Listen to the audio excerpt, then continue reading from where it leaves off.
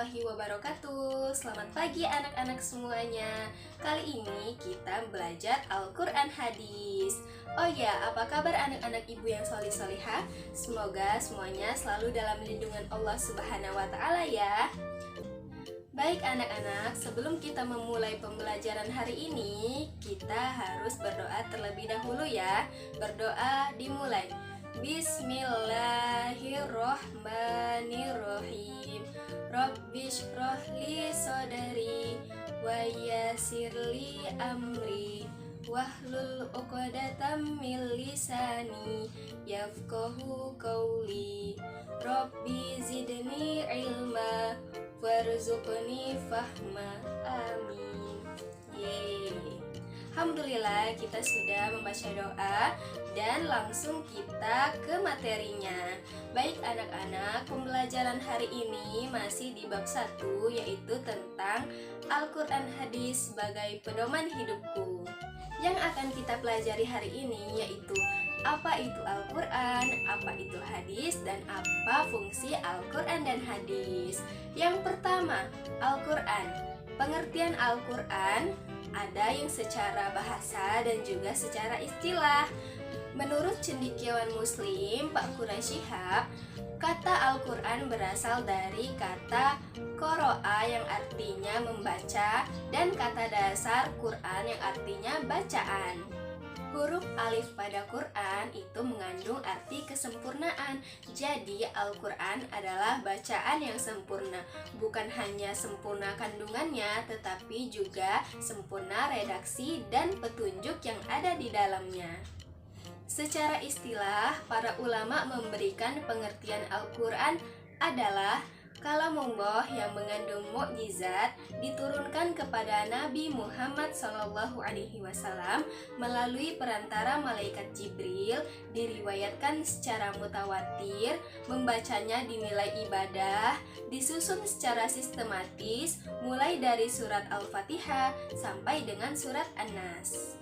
Nah, itu dia pengertian dari Al-Quran. Selanjutnya yang kedua yaitu apa itu hadis.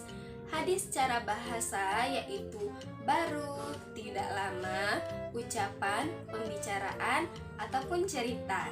Hadis secara istilah adalah segala sesuatu yang disandarkan kepada Nabi Muhammad SAW, baik berupa perkataan, perbuatan, ketetapan, dan juga sifat. Baiklah anak-anak, itu dia penjelasan mengenai Al-Quran dan hadis. Selanjutnya kita akan mempelajari tentang apa saja fungsi dari Al-Quran dan hadis itu sendiri. Yang pertama, fungsi dari Al-Quran. Fungsi Al-Quran terbagi menjadi dua. Yang pertama, fungsi Al-Quran di dalam Islam. Yang kedua, fungsi Al-Quran bagi kehidupan manusia. Yang pertama, fungsi Al-Quran di dalam Islam yaitu sebagai sumber ajaran atau hukum Islam yang pertama.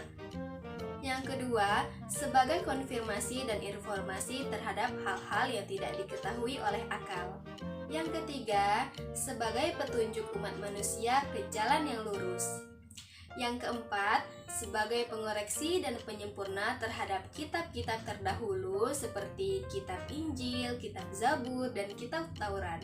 Selanjutnya yang kedua, fungsi Al-Quran bagi kehidupan manusia itu dapat diketahui dari nama-nama Al-Quran itu sendiri. Contohnya seperti Al-Huda, sebagaimana di dalam Quran surat Al-Baqarah ayat kedua yang berbunyi Zalikal kitabul la raiba fi hudal lil muttaqin, yang artinya itulah kitab yang tidak ada keraguan di dalamnya sebagai petunjuk orang-orang yang bertakwa. Fungsi Al-Quran yang kedua yaitu sebagai Al-Furqan, yaitu pembeda antara hak dan yang batil, sebagaimana di dalam Quran surat Al-Furqan ayat 1 yang berbunyi Tabarakallazi nazzalal furqana ala abdi. Maha suci Allah yang telah menurunkan Al-Quran sebagai pembeda kepada hambanya. Fungsi Al-Quran yang ketiga yaitu sebagai asyifa atau penyembuh, sebagaimana dalam Quran surat Al-Isra yang berbunyi wa nunazzilu minal qur'ani ma huwa syifa, dan kami telah menurunkan Al-Quran sebagai obat atau penawar. Dan masih banyak lagi fungsi Al-Quran yang lainnya. Baiklah anak-anak, selanjutnya kita mempelajari tentang fungsi hadis terhadap Al-Quran. Fungsi hadis yang pertama yaitu untuk menguatkan dan menegaskan hukum-hukum yang ada di dalam Al-Quran.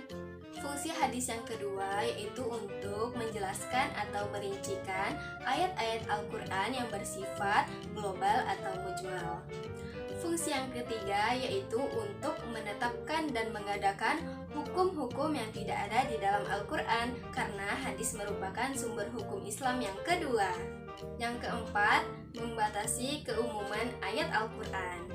Nah, itu dia anak-anak pembelajaran kita hari ini, yaitu mengenai apa itu Al-Quran, apa itu hadis, dan apa saja fungsi Al-Quran dan hadis.